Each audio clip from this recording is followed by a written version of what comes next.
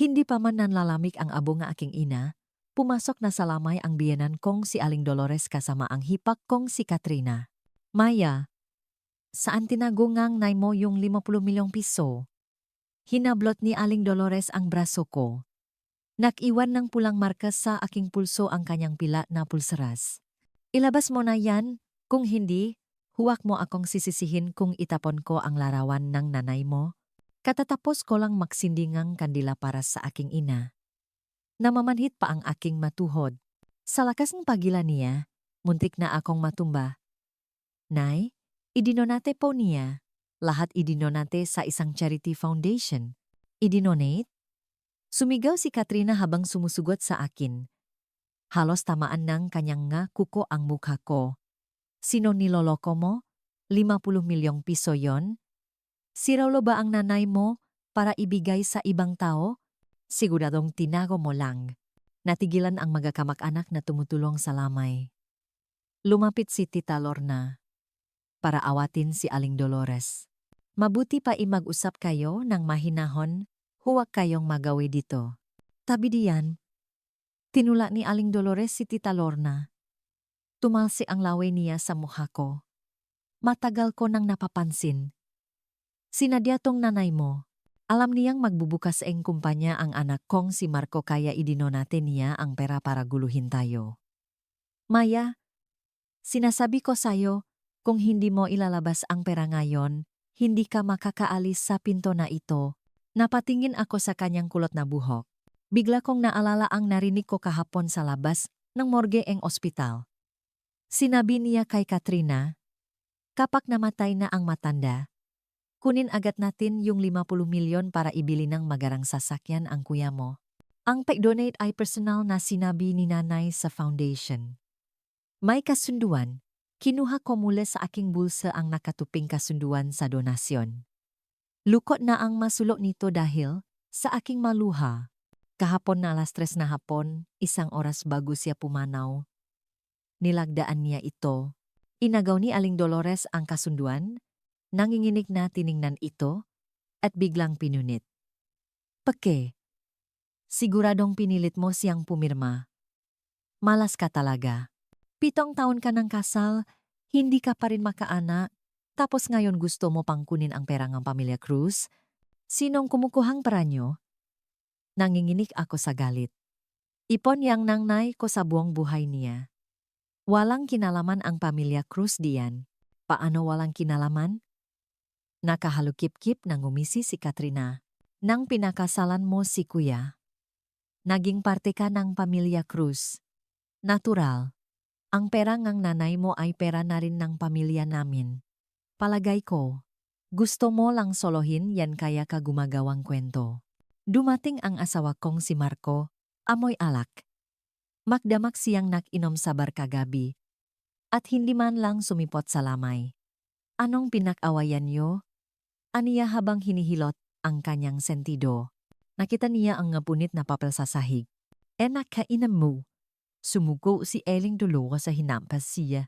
Idinonate ng asawa mo ang 50 milyon ng biyenan mo. Wala na tayong puhunan para sa kumpanya. Tapos ikaw, inom ka ng inom? Sana malasing ka hanggang mamatay. Nanlaki ang ngamata ni Marco. Hinawakan niya ang aking pulso. Maya, totoo ba ang sinasabi ni inay? Totoo. Tiningnan ko ang namumula niyang nga mata. Tuluyan nang nanlamig ang puso ko.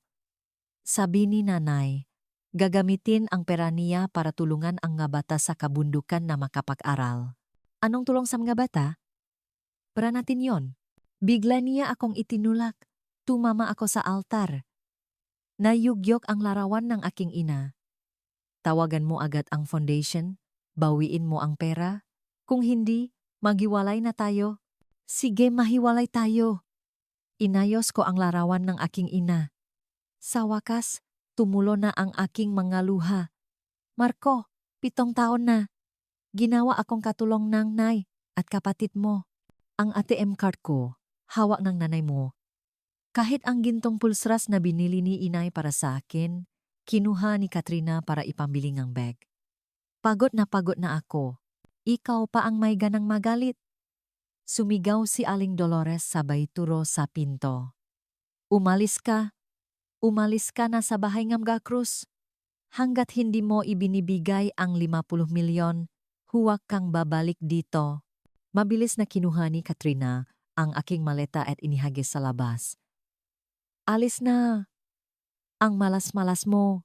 Tiningnan ko si Marco. Umiwas siyang tingin at wala men lang sinabing salita para pigilan ako.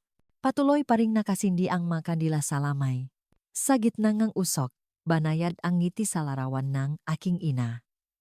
Pinunasan ko ang aking ngaluha, pinulot ang nasirang maleta, at dahan-dahang lumabas sa bahay na tinirhan ko sa loob ng 7 taon. Malakas na isinara ang pinto sa likuran ko. Narinig ko ang sigaw ni Aling Dolores.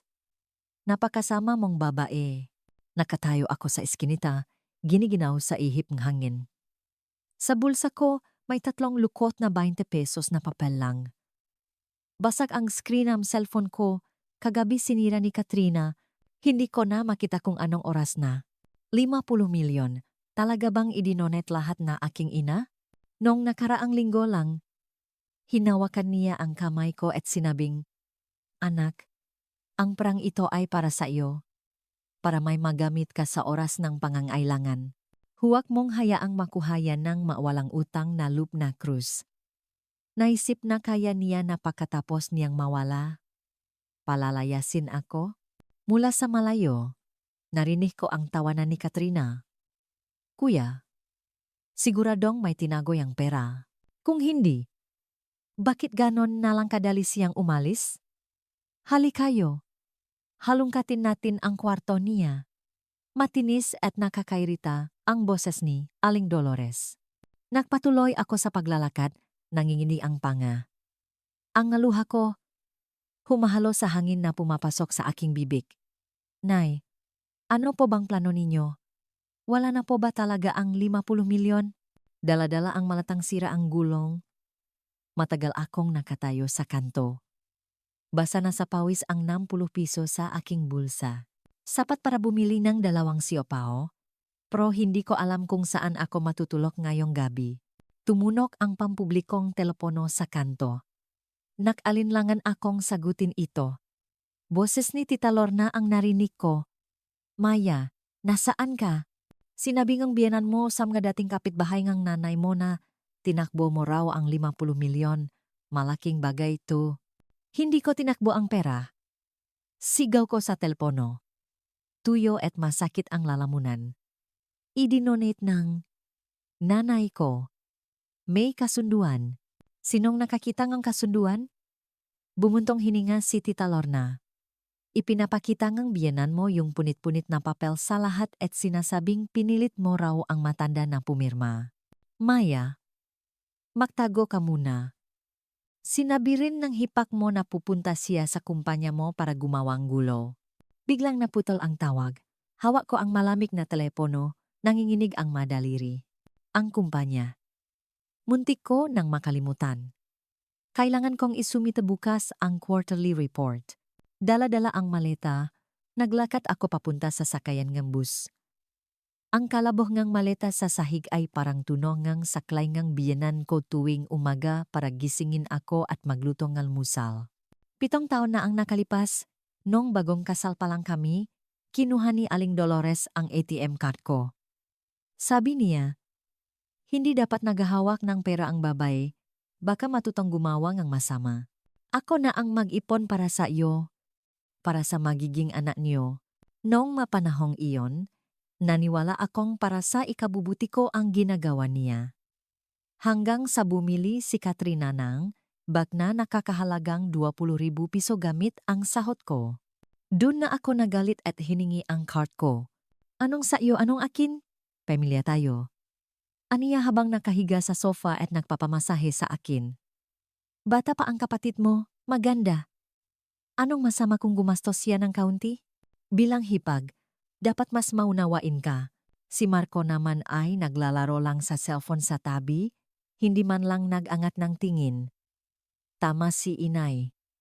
Hindi naman kalakihan ang sahod mo. Nakatabi lang din naman. Dumating ang bus. Nahulog akong 15 pesos at umupo sa tabi ng bintana. Ang mapuno sa labas ay nagpaalala sa akin nung nakaraang tek-araw nang dumalaw si inay. Lihim siyang nag-abot sa akin ngang isang pulang sobre na may lamang 50,000 piso. Itago mo to. Huwag mong ipaalam sa kanila, aniya. Pahina na ng pahina ang katawan ko. Kailangan kong mag-iwan ng paraan para makatakas ka. Nung nga panahong iyon, sinisiko pa siya sa pag-isip ng masama. Idineposito ko ang pera sa bank account niya. Ngayon ko lang napaktanto, matagal na pala niyang alam na hindi maasahan ang pamilya Cruz. Ineng, sira na ang gulong ng maleta mo? Paalala ng isang matandang lalaki sa harap. Yumuko ako at nakita kong butas na ang tela ng maleta. Lumabas ang sweater na ginansilyo ng aking ina. Pagbaba ko sa bus, bigla kong naalala ang araw ng kasal ko 7 taon na ang nakalipas. Hinawakan ni inay ang kamay ko habang umiyak. Anak, hindi madaling pakisamahan ang pamilya Cruz. Kung hindi mo kaya, umuwi ka. Aalagaan ka ni inay. Noong mga panahong iyon, bulak ako sa pag-ibig. Ngumiti ako at sinabing, Nay, mabait sa akin si Marco. Mababait din ang biyenan at hipag ko. Nakakatawa. Naamoy ko ang bangungang mainit na lugaw mula sa karinderya sa babangang opisina. Hinawakan ko ang aking tiyan. Mula pa kahapon ng tanghali, kalahating basong tubig lang ang nainom ko.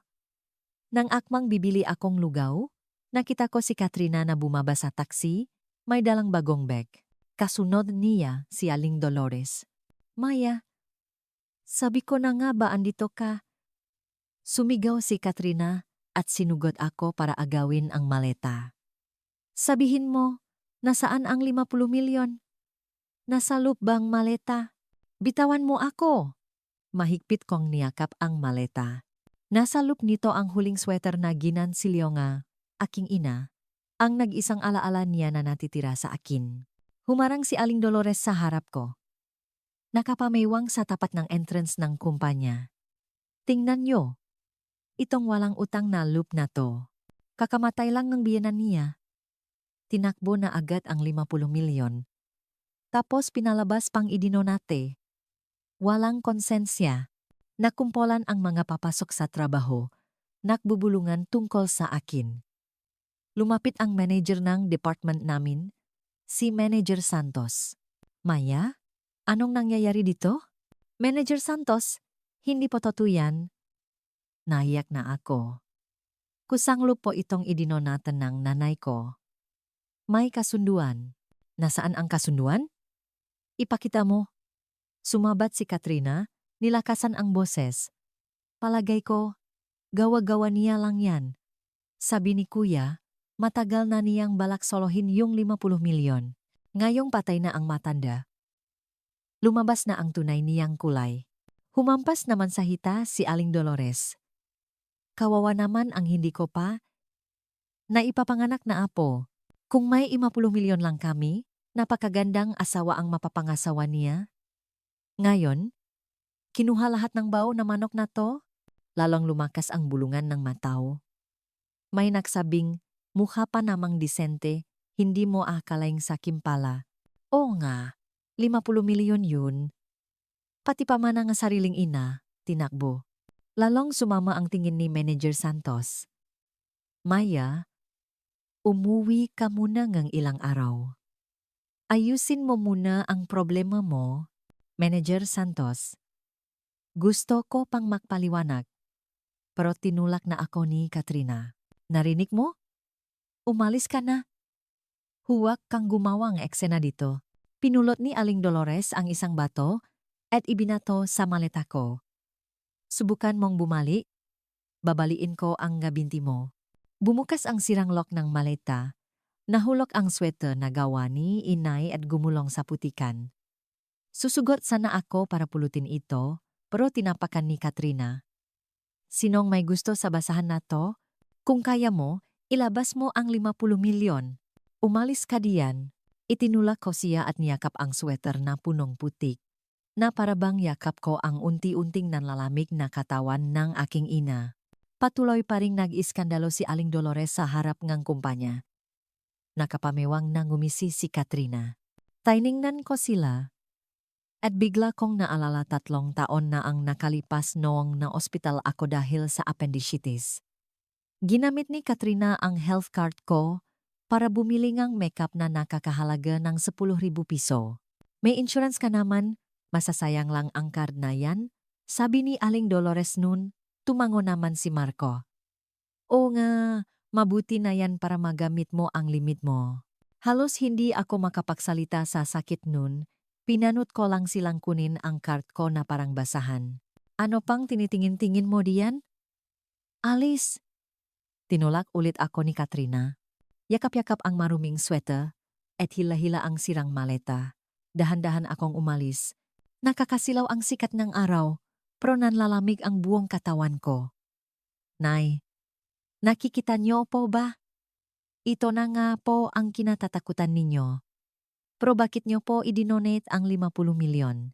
Yan po ang pinahirapan ninyo sa pagpapatakbo ngang malit na karinderya. Yan po ang prang naipon ninyo sa hindi pakbili ngang bagong damit.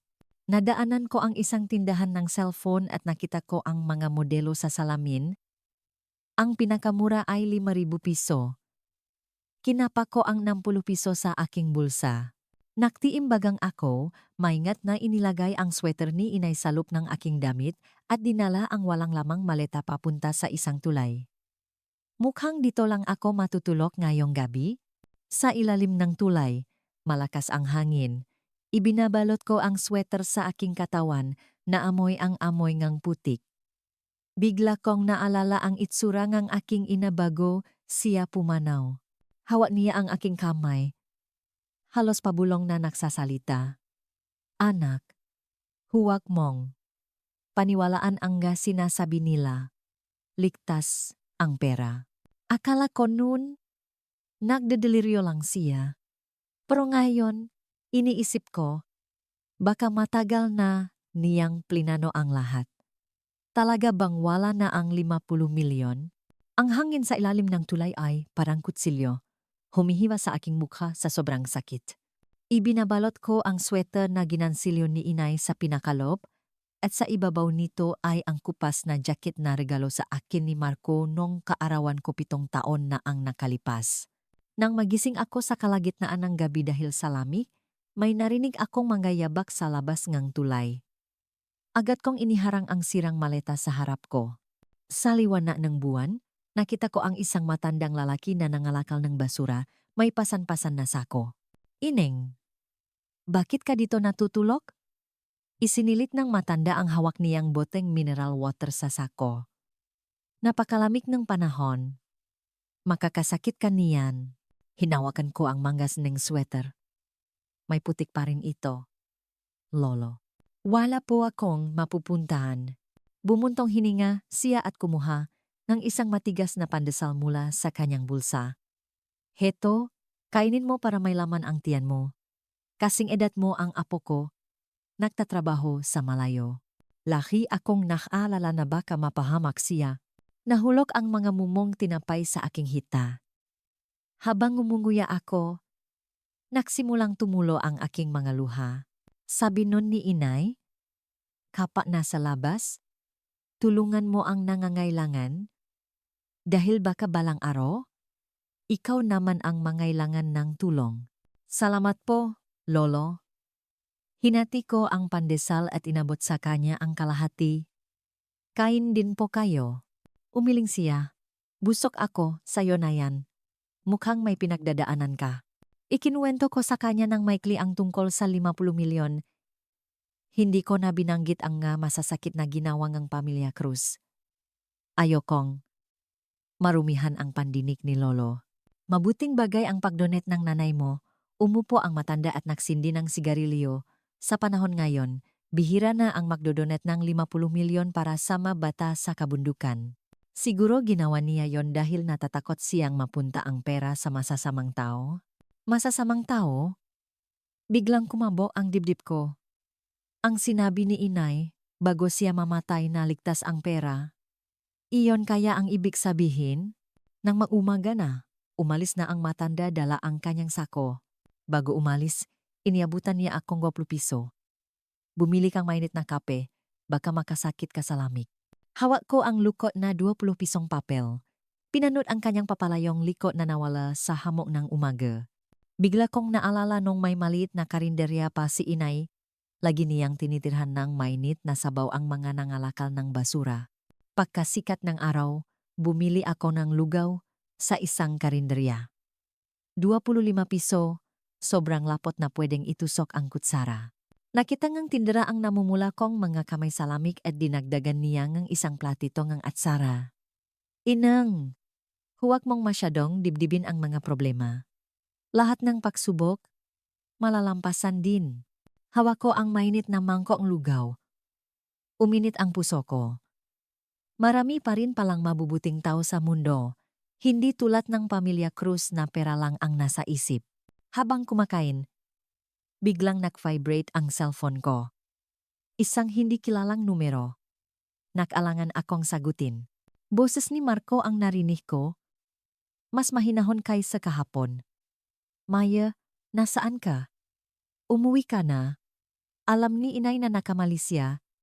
Hindi ka na niya dapat pinalayas. Umuwi? Napangisi ako. Para kapkapan niyo ako. O para pilitin akong ibigay ang 50 milyon na hindi naman umiiral? Bakit mo naman sinasabi yan? Bumuntong hininga siya. Alam kong masama ang loop mo. Pero malaking halaga ang 50 milyon. May sinabi ba sa'yo si inay? O may iniwan siyang kahit ano? Sabihin mo sa akin? Pag-usapan natin ng maayos? Walang sinabi? Walang iniwan? Pinatay ko ang tawak. Alam kong hindi siya nag-aalala sa akin, kundi sa 50 milyon na iyon. Pagkatapos kumain, gusto kong pumunta sa foundation para magtanong tungkol sa donasyon. Dahil sa pagmamadali kahapon, hindi ko napansin ang pangalan ng institusyon sa kasunduan. Naalala ko lang na nasa isang puting gusali ito sa sentrong lungsod. 15 pesos ang pamasahe ko sa bus. Pagdating ko doon, mataas na ang sikat ng araw. May fountain sa harap ng puting gusali. Tumingin ako sa refleksyon ko sa tubig at inayos ang aking buhok. Nakita ko ang maitim na bilog sa ilalim ng aking mga mata para akong isang pusang laging inaapi. Isang babaeng may salamin ang sumalubong sa akin. Mahinahon siyang magsalita. Kayo po ba si Miss Maya? Ako po ang nag-asikasong donasyon ng inyong ina kahapon. Gusto ko lang pong itanong, may mangkaragdagang kondisyon po ba sa kasunduan ng donasyon? Kinuyom ko ang laylayan ng aking damit, pinagpapawisan ang aking mga palat. Tiningnan niya ang mga file at inayos ang kanyang salamin. Malinaw po ang kasunduan. Ang 50 milyon ay idodonate sa loob ng 5 taon para sa edukasyon sa kabundukan, 10 milyon bawat taon. Pero ano po? Lumapit ako. May espesyal na bilin po ang inyong ina. Kung may sinumang gagamit ng pangalan ninyo para hilinging kanselahin ang donasyon, kailangan mo nang kontakin ang itinalaga niyang abogado. Itinurong babae, ang pirma sa dulong kasunduan. Narito po ang contact information NG abogado. Isinulat ko ang pangalan at numero ng abogado sa aking palat. Ati Reyes. Mukhang isang mapagkakatiwala ang Ginoo. Paglabas ko sa foundation, nakatayo ako sa ilalim ng sikat ng araw. Bigla kong naramdaman na hindi ganun kasimple ang plano ng aking ina. Kung gusto niya talagang i-donate ang lahat ng pera, bakit pa niya kailangang magbanggit ng abogado at bigyang diin na sa aking pangalan? Pagdaan ko sa isang teleponong pampubliko, nag-isip ako kung tatawagan ko ba si Ate Reyes. Pero 5 piso na lang ang pera ko, sapat lang para sa isang minutong tawag. Habang nag-isip, biglang may sumigaw sa likod ko. Maya, sabi ko na nga ba andito ka? Lumingon ako. At nakita ko, si Katrina kasama si Aling Dolores. Sa likod nila, may dalawang malalaking lalaki na mukhang mga siga sa kalye. Tatakbo ka pa ba? Nakapamewang nang umisi si Katrina. Tingnan natin kung saan ka makatakbo ngayon.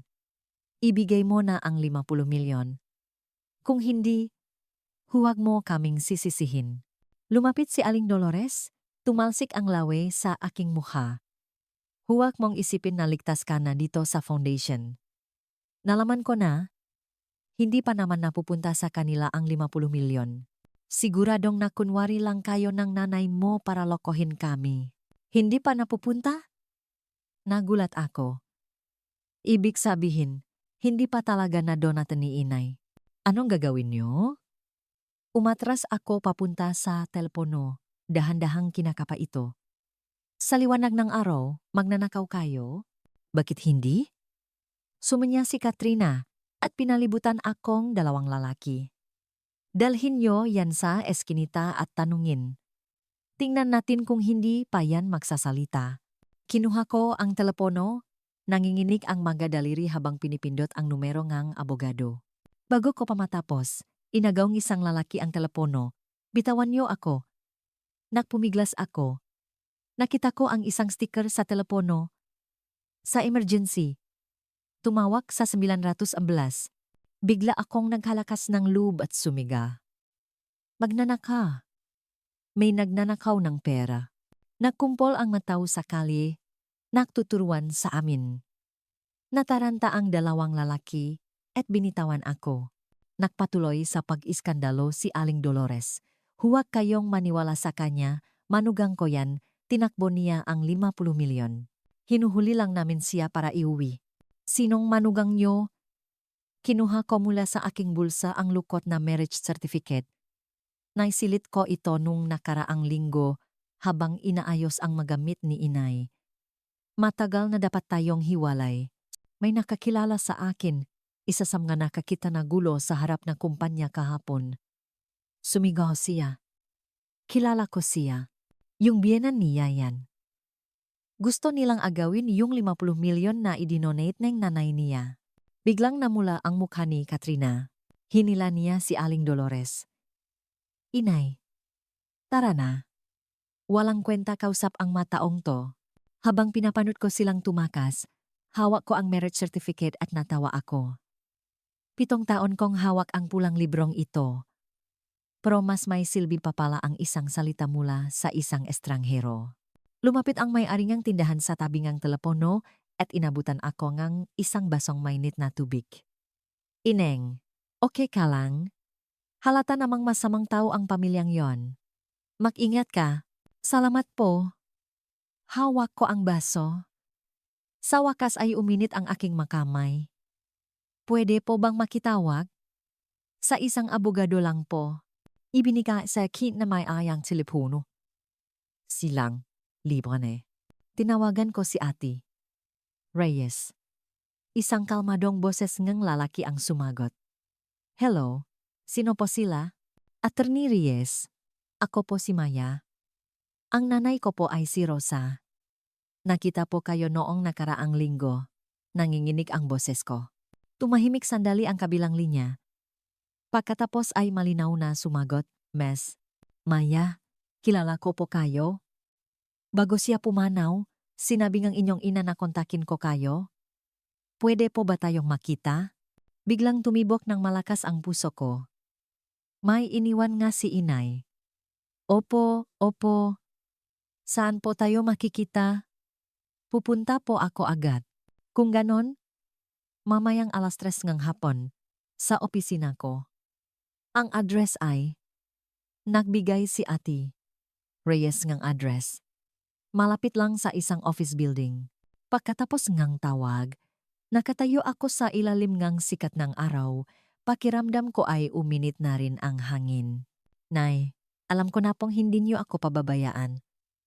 Ang 50 milyon at ang masikretong nakatago sa likod ng donasyon, malapit ng malaman, kinapa ko ang sweater sa loob ng aking damit. Tuyo na ang putik dito, pero parang kamay ni inay na marahang tumatapik sa aking likod, nagsasabing, huwag kang matakot, inayos ko na ang lahat. Pagkatapos ng tawag, dali-dali akong nakpunta sa opisina ni Ate Reyes. Ang security guard sa entrance ng building ay tumingin sa aking gusgusing damit na may pagdududa. Agad kong sinabi ang pangalan ng law firm at saka lang niya ako pinapasok. Sa elevator, tiningnan ko ang sarili ko sa salamin. Medyo nawala na ang maitim na bilog sa ilalim ng aking mamata, pero bitak-bitak pa rin ang aking malabi. Isang lalaking nakasuot sa tabi ko ang nagalok sa akin ngang lip balm. Miss, gamitin mo to. Nakakaawa kang tingnan. Namula ang mukha ko at umiling. Salamat po, huwag na.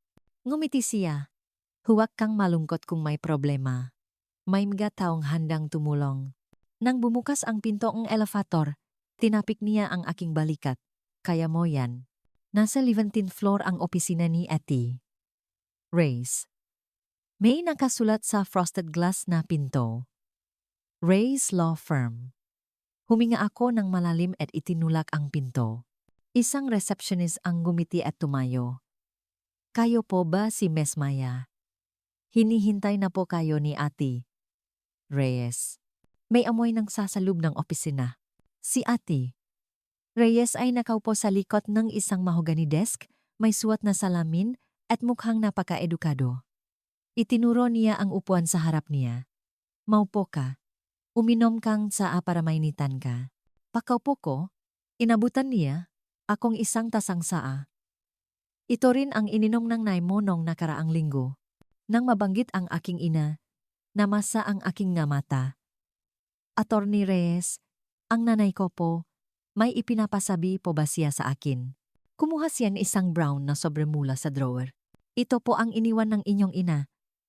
Sabi niya, ibigay ko lang sa inyo kapag dumating na kayo. Kinuha ko ang sobre, mabigat. Akmang bubuksan ko na nang pigilan ako ni Ate Reyes. Huwag muna. Kailangan ko munang ipaliwanag sa iyo ang tungkol sa donasyon. Sige po. Inilagay ko ang sobre sa aking hita, pinagpapawisan ang mapalad. Ang 50 milyon na idinonet ng inyong ina ay hindi pa talaga na ibibigay, sabi ni Ate Reyes habang binubuklat ang mga dokumento. Ang pinirmahan niya sa foundation ay isang letter of intent, hindi isang formal na kontratangang donasyon. Letter of intent? Natigilan ako. Ibig sabihin, hindi pa naibibigay ang pera? Tumango siya. Ang formal na kontrata ay nangangailangan ng notaryo at patunay ng ari-arian. Sabi ng nanay mo, kapag nakumpirma na niya na mapupunta talaga ang pera sa mga bata sa kabundukan, saka lang siya pipirma ng formal na kontrata. Gumaan ang pakiramdam ko. Kung ganon, bakit niya sinabi sa Pamilya Cruz na nadonate na? Natatakot siyang kunin ng Pamilya Cruz ang pera, bumuntong hininga si Ate Reyes. Noong nakaraang linggo, nang pumunta siya rito, napakaputla niya. Sabi niya, araw-araw siyang kinukulit ng Pamilya Cruz na ilipat ang 50 milyon sa company account ni Marco. Binalak pa raw nilang painumin kang gamot para pilitin kang pumirma. Painumin akong gamot? Pilitin akong pumirma? Muntik nang mahulog ang tasaang saa sa aking kamay. Kaya pala bago mamatay si inay, mahigpit niyang hinawakan ang kamay ko at sinabing, huwag mong paniwalaan ang nga sinasabi nila. Sinabi rin ng inyong ina, patuloy ni Ate Reyes, na ang mali niyang karinderya ay nabiyan ng 30 milyon bilang bayad sa demolisyon noong isang taon.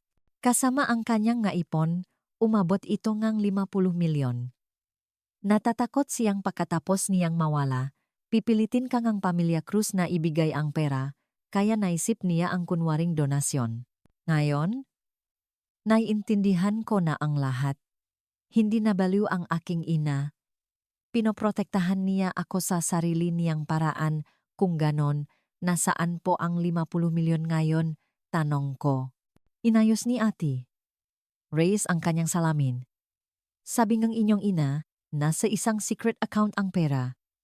Ang password ay ang iyong kaarawan. Pero hindi niya sinabi kung saang bangko. Ang clue daw ay nasa sobre na iniwan niya para sadyo. Dali-dali kong binuksan ang sobre. May 3 bagay sa loob. Isang lumang litrato ng aking ina nung bata pa siya sa Luneta Park, isang resibo ng kuryente at tubig ng karinderya, at isang piraso ng papel na may nakasulat na number 3 Mabini Street. Tiningnan ko ito ng paulit-ulit. Wala namang bangkart dito. Sabi ngang inyong ina. Siguradong may intindihan mo, itinuro ni ati. Reyes ang litrato. May sulat sa likod niyan. Binaliktad ko ang litrato. May nakasulat sa likod gamit ang ballpen. Nakatago sa paboritong garapon ng kendi. Garapon kendi? Naalala ko. Laging may garapon kang fruit flavored na kendi si inay sa ilalim counter ng karinderya. Sabi niya, para daw sa mga batang kumakain doon. Paano naman po yung resibo? Itinuro ni Eti. Reyes ang petsa sa resibo. Ang petsa diyan ay ang iyong kaarawan. Tiningnan ko ang Mayo 12 sa resibo. O nga, kaarawan ko iyon. Ano naman po ang gno? Mabini Street. Siguro, diyan itinago ng nanay mo ang ngagamit, sabi ni ati, Reyes. Sabi niya, kapa nahanap mo na ang account at kailangan mong tulong ko? Tawagan mo lang ako? Habang nag-usap kami, tumunok ang luma kong cellphone. Isang hindi kilalang numero. Sinagot ko. Boses ni Aling Dolores ang narinig ko, sumisigaw. Maya, nakikipakita ka ba sa abogado? Sinasabi ko sa iyo. Huwag kang gumawang kalokohan. Amin ang 50 milyon na yan. Pinatay ko ang tawag. Tumingin sa akin si ate. Reyes. Sila Bayong. Opo, ang biyanan ko. Nagtimbagang ako. Para silang maasong ulol, hinahanap sa akin ang 50 milyon. Huwag kang mag-alala. Kumuha siyang isang dokumento mula sa drawer. Ito ang divorce agreement na ipinahandang nanay mo. Nakasulat dito na kusanglop na isusuko ni Marco ang lahat ng ari-arian at babayaran kang ang 700,000 piso bilang danyos. Nakita ko ang pirma ni Marco sa divorce agreement. Natigilan ako. Kailan pa niya ito pinirmahan? Noong nakaraang linggo, dinala itong nanay mo rito, sabi ni ati. Race. Sabi niya, may ibang babae si Marco at matagal na niyang gustong makipaghiwalay sa iyo. Ginamit niya ang 50 milyon para pilitin siyang pumirma. Kaya pala. Matagal na palang alam ni inay na niloloko ako ni Marco. Salamat po. Attorney Reyes, inilagay ko ang sobra divorce agreement sa aking bag. Pupunta na po ako ngayon sa Nom 3 Mabini Street. Nang ihatid niya ako sa pinto, bigla siyang nagsalita. Sinabi ngang nanay mo sa akin na may sorpresa siyang iniwan para sayo sa nomor 3 Mabini Street. Ang nomor 3 Mabini Street ay isang lumang bahay na may nakasabit na karatula, kainan ni Rosa. Ito ang karinderya na pinatakbo nga, aking ina sa loop ngang 20 taon. Itinulak ko ang pinto. Punong alikabok sa loop. Nandun pa rin ang garapon ng kendi sa ilalim ng counter. Pero natunaw na. Ang makendi sa loop, kinuha ko ang garapon. At sa ilalim nito, may nakadikit na bangkart. Nakasulat dito ang password. Mayo 12. Biglang may mga yabak sa likod ko. Pumasok si Katrina kasama ang dalawang lalaki. Maya, sabi ko na nga ba andito ka? Ibigay mo na ang 50 milyon. Dali-dali kong isinilit ang bank card sa aking bulsa at kinuha ang rolling pin sa tabi. Paano niyo nalaman na andito ako? Nilagyan ni kuya ng tracker ang cellphone mo. Ngumisi si Katrina. Huwag mong isipin na makakatekas ka. Ibigay mo na ang bank card. Kung hindi, kami na ang kikilos. Lumapit ang dalawang lalaki. Iwinasiwas ko ang rolling pin. Huwag kayong lalapit. Teritoryo tong nanay ko. Patay na ang matanda. Ano pang pinoprotektahan mo? Sumugot si Katrina para agawin ang aking bag. Nahulog ang bag at lumabas ang divorce agreement. Pinulot ito ni Katrina at sumigaw. Isusuko ni kuya ang lahat at babayaran ka pa ngang 700,000? Sa panaginip mo, pinunit niya ang kasunduan at sinubukang kunin ang bank card sa aking bulsa. Mahigpit kong hinawakan ang aking bulsa at kinagat ang kanyang braso. Napasigaw siya sa sakit. Saktan niyo siya nang akmang kikilos na ang dalawang lalaki. Biglang may tumunog na sirena ngang pulis sa labas. Namutla ang mukha ni Katrina. Bakit may pulis? Tumingin ako sa labas. Nakatayo si ate. Reyes sa tabi ngang sasakyang pulis. Kumakaway sa akin. Lihim pala siyang tumawag ng pulis dahil nag-alala siya. Habang dinadala ngang magapulis si na Katrina, sumisigaw pa rin siya. Maya, hintayin mo ako. Makukuha ko rin ang 50 milyon. Nang tumahimik na ang lugar, pinulot ko ang bangkar. Tumulo ang luha ko dito. Nay, nakita ko na po ang iniwan ninyong bangkar. Sa drawer ng counter, may isang passbook. Binuksan ko ito at natigilan ako sa nakasulat na balanse. 50 milyon. Eksakto. Kaya pala, matagal nang inilipat ni inay ang pera dito. Ang kunwaring donasyon at kasunduan ay para lang iligaw ang atensyon ng pamilya Cruz. Hinaplos ko ang pirma ni inay sa passbook. Ngayon, naintindihan ko na kung bakit niya sinabing may sorpresa sa number 3 Mabini Street. Hindi lang ito bangkar. Ito ang daan na inilatak niya para sa akin gamit ang buong buhay niyang pinahirapan. Ang sikat ng papalubok na araw ay tumatama sa karatulang ng kainan ni Rosa na bibigay ng init. Alam kong may mga pagsubok pang darating, pero hindi na ako natatakot. Dahil sa pagmamahal ni inay at sa 50 milyong ito, wala na akong kinatatakutan. Inilagay ko ang bank card at passbook sa isang talang bag na malapit sa aking katawan. Muli akong nahanap sa kainan ni Rosa, nagbabaka sakaling may iba pang iniwan si inay. Sa pinakailalim na drawer ng counter, may isang makapal na ledger. Nandun ang talaan ng kita at gestos ng karinderya sa loop ng 20 taon. Bawat pahina ay may sulat kamay ni inay. Sa huling pahina, may isinulat siya nung nakaraang linggo. Anak, patawarin mo si inay. Hindi kita nabiyan ng magandang buhay. Gamitin mo itong 50 milyon. Maghanap kang lugar kung saan walang nakakakilala sa iyo, magtayo kang isang maliit na flower shop, at magpakasal sa isang lalaking tunay na magmamahal sa iyo. Tumulo ang aking maluha sa ledger, nabasa ang tinta. Inilagay ko ang ledger sa aking dibdib. Parang yakap ko ang aking ina. Nang isasara ko na ang pinto, sumilip ang may-ari ngang katabing sari-sari store. Si Lolo Kiko. Maya, noong araw na pumanaw ang nanay mo, pinaiwan niya sa akin ang isang garapon ng atsara na paborito mo. Pumasok ako sa tindahan ni Lolo Kiko. Kinuha niya mula sa ilalim ng counter ang isang garapon. Ang amoy ng atsara ay amoy ni inay. Sabi rin ng nanay mo, sabi ni Lolo Kiko habang pinupunasan ang alikabo sa garapon. Kung guguluhin ka ng pamilya Cruz, tumawag daw ako sa pulis. Kumpare niya si Kapitan. Kaya pala, naisip din ni inay ang lahat ng ito. Dala-dala ang garapon ng atsara, umuwi ako sa inupahang kwarto sa tabi ng karinderya, dati itong tinutuluyan ng mga staff ni inay. Isang kwarto, isang sala, lumaang magamit pero malinis. Kakalagay ko lang ang atsara sa isang mangkok nang biglang may kumalabo sa pinto. Maya, buksan mo. Boses ni Aling Dolores, may kasamang pag-iyak. Alam kong nagkamali ako. Papasukin mo ako? May sasabihin lang ako.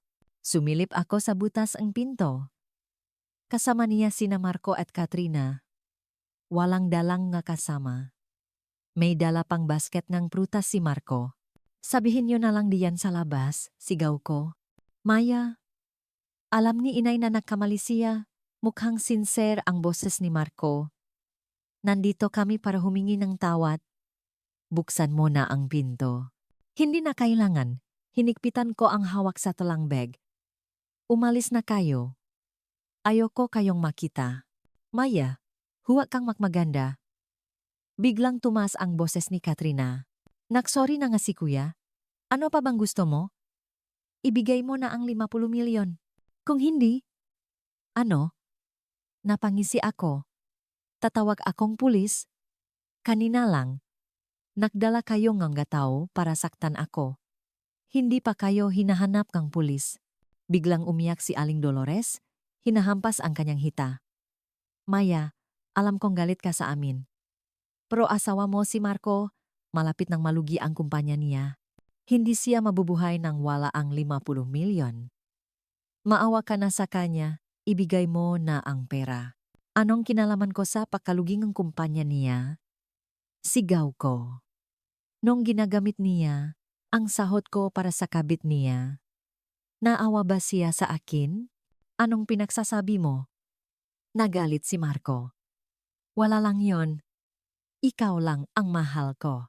Huwag ka ng umarte, kinuha ko ang cellphone ko at ipinakita ang litratong ipinadala ni Ate Reyes. Si Marco, may kasamang isang batang babay na papasok sa hotel. Noong nakaraang Huwebes pa to.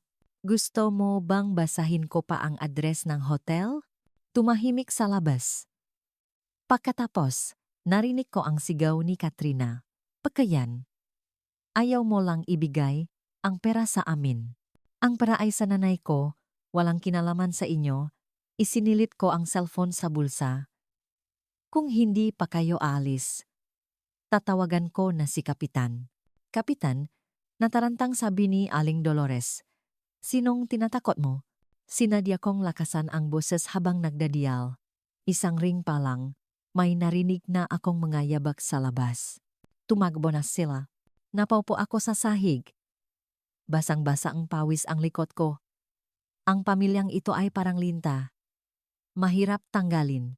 Nang gabi, kumain akong kanin at atsara. Tumutulo ang luha ko sa pagkain, maasim at maalat, tumunog ang cellphone.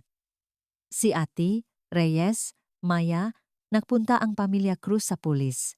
Sinasabi nilang ninakaw mo ang 50 milyon nila at sinaktan mo si Katrina. Ninakaw? Perang nanay ko yon. Si Katrina ang nadulas. Nanginginig ako sa galit. Alam ko, tumawag sa akin si Kapitan. Iimbestigahan daw nila. Huwag kang mag-alala. Pupunta ako bukas sa presinto para linawin ang lahat. Itago mong mabuti ang passbook at bank card, sabi ni Ate Reyes. Pagkatapos ang tawag, isiniksik ko ang passbook at bank card sa siwang ng kama. Sa ilalim ng sweater na gawa ni inay. Kinabukasan, kumatok si Lolo Kiko. Maya, nagdadala ng maraming tao ang pamilya Cruz sa harap ng karinderiya. Sinasabi nilang tinatago mo ang 50 milyon at wawasakin daw nila ang lugar. Dali-dali akong bumangon at sumilip sa bintana. Nakaupo si Aling Dolores sa hagdan karinderya, umiyak. Si Katrina naman, may hawak na karatula. Maya Cruz, inagaw ang 50 milyon, walang utang na loob. Nakumpol ang sismoso. Sobra na sila, nangingini, ako sa galit. Akmang lalabas ako nang pigilan ako ni Lolo Kiko. Huwag. Yan ang gusto nilang mangyari.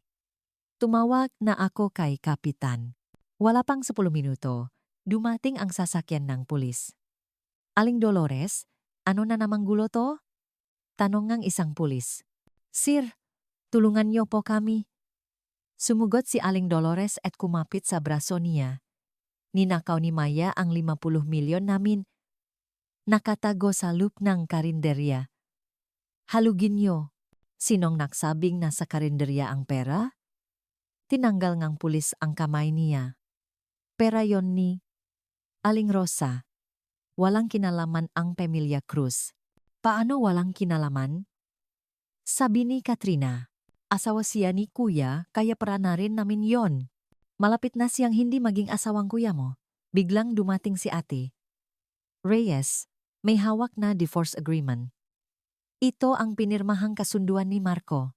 Isusuko niya ang lahat at magbabayat ng 700,000. Nakbulungan ang mataw. Kaya pala, gusto nilang agawin ang pera bago magiwalay. Inagaw ni Aling Dolores ang kasunduan at pinyunit. Pake, hindi pipirmang ganito ang anak ko. Totuman o hindi, malalaman sa civil registry, sabi ni Ate Reyes.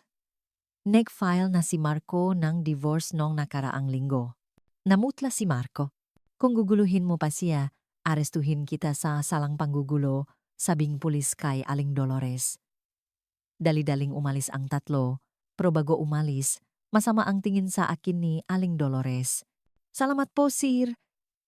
Salamat, Attorney Reyes, yumuko ako. Walang anuman. Kumpare ko ang nanay mo, hindi ko pwedeng pabayaan ang kaso niya. Sabing pulis, ito ang proof of assets para sa 50 milyon notaryado na malinaw na sayo ito iniwan ng nanay mo, sabi ni ate. Reyes, hawak ko ang dokumento. Gumaan ang pakiramdam ko. Pabalik ko sa kwarto, tiningnan ko ang nga papeles at ang ledger ni inay. May nahulog na litrato. Ako, nung bata pa, nakaupo sa kandungan ni inay, may hawa na candy, biglang tumunok ang cellphone ko. Isang babae. Ikaw ba si Maya? Girlfriend ako ni Marco. Sabi niya, may 50 milyon ka. Ibigay mo sa akin ang kalahati at hihiwalayan ka na niya. Sabihin mo kay Marco, siya ang kumausap sa akin. Nanginginig ang kamay ko sa galit. Takot siya. Buntis ako, 5 buwan na. Kung hindi mo ibibigay ang pera, guguluhin kita sa opisina mo, tumawa ang babae. Pinatay ko ang tawag at blinok ang numero. Nang gabi, nanaginip ako. Nakita ko si inay sa harap ng karinderiya. Kumakawe. Anak, halika, nagluto akong paborito mong sinigang. Niyakap ko siya, mainit pa rin ang kanyang yakap. Nagising akong basa ang unan, kinuha ko ang passbook. Bigla akong nakaroon ng ideya. Bukas, ililipat ko ang pera sa bagong account, aalis sa lugar na ito, at magtatayo ng flower shop sa Timog, tulad ng gusto ni inay. Kinabukasan papunta sa bangko, narinig ko ang sismosa sa kanto. Narinig niyo ba? Yung anak daw ng may-ari ng kainan ni Rosa, tinago ang 50 milyon ng nanay niya. Ayaw ibigay sa pamilyang asawa, kaya malapit ng malugi. Pinatay daw niya sa samangloob ang sarili niyang ina. Nang injinig ako sa galit. Siguradong si Aling Dolores ang naggalat nito. Hindi po totoo yan. Sabi ko sa kanila, prayon ng nanay ko. Sila ang nang-aagaw. Sabi ni Aling Dolores, tinago mo raw sa ilalim ng kama at ginagastos sa kabit mo, sabi ngang isang matabang babae. Kung may kabit ako, tamaan sana akong kidlat. Kung makakalat pa kayong sismis, idedemanda ko kayo. Sigaw ko, dumating si Lolo Kiko at ipinagtanggol ako. Pagdating ko sa opisina, tumawag ang katrabaho ko. Maya, nandito ang biyenan at hipak mo. Nag-iskandalo. Sinasabing ninakawan mo raw ang kumpanya at inilipat ang 50 milyon sa ibang bansa. Pagdating ko, sumisigaw si Aling Dolores na sinungaling ako. Nakakagulo na ang mataw. Hinarap ko sila. Tama na. Hindi ito lugar para sa iskandalo. Ibigay mo ang 50 milyon. Paulit-ulit ko nang sinasabi, para ito ang nanay ko. Ipinakita ko ang notaryadong dokumento. Nagbago ang ihip ng hangin. Nakitang lahat na nagsisinungaling ang pamilya Cruz. Dumating si Marco. Maya, pautangin mo ako. Kahit 30 milyon lang. Nung nangutang ka ang 30,000 sa nanay ko, hindi mo binalik. Nung ginastos mo ang sahot ko sa kabit mo, hindi ka naawa sa akin. Napangisi ako at ipinakita ang pruwebangang transfer niya sa babae. Napahiya. Umalis ang pamilya Cruz. Pero bago umalis, hinarang ko sila. Humihingi kayo ang tawad sa pagsira sa pangalan ko. Sa panaginip mo. Sabi ni Katrina, naka-record lahat ng sinabi niyo. Ipinakita ko ang cellphone ko. Natakot sila at dali-daling umalis. Pagkatapos ang gulo, pinayuhan ako ni Manager Santos na magpahinga muna. Nagpasalamat ako. Pero hindi pa tapos ang lahat. Narinig ko sa pantry na ikinakala ni Katrina na baw daw ako kaya ayaw na sa akin ng pamilya. Paglabas kong opisina, pinakaguluhan ako nga reporter sa tulong ni Ati. Reyes, nagsampa akong kaso para sa paninirang puri. Sinabi niya sa akin na mangolekta ng ebidensya. Habang nag-ayos ako ng gamit, tumawag si Aling Dolores, umiyak at nakikiusap na huwag ko silang idemanda. Huli na ang lahat. Makita na lang tayo sa korte, sabi ko at pinatay ang tawag. Habang nag-ayos ng ebidensya, naalala ko ang lumang counter sa karinderya ni inay. Binalikan ko ito. Sa ilalim, may isang nakatagong kompartimento. Sa loop, may isang itim na bank card na walang pangalan ng bangko at isang papel na may sulat. Ang password ay nasa ilalim ng garapon gandi. Ipakita mo kay ati. Reyes, naalala ko ang garapon. Pag-uwi ko, binaliktad ko ito. May nakasulat na maliliit na letra. 7 espesyal na araw. Sunod-sunod. Anong araw iyon? Tumawag si ati. Reese. Sinabi niyang naksampa ang kaso ang pamilya Cruz. Sinasabing conjugal property ang 50 milyon. May pekeng testigo pa sila. Sinabi rin ni ati. Reyes na may emergency card daw si inay. Iyon na kaya itong itim na card? Nakatanggap akong isang sobre na may litrato ni Marco na nakikipausap sa isang investment company. May sulat sa likod. Gusto niyang isangla ang 50 milyon mo. Sinubukan kong alalahanin ang 7 espesyal na araw. Kaarawan ni inay. Kaarawan ko. Anibersaryong karinderya.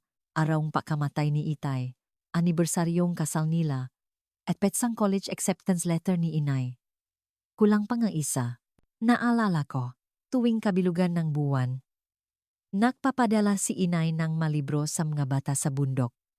Iyon ang ikapito. Pinagsama-sama ko ang manumero.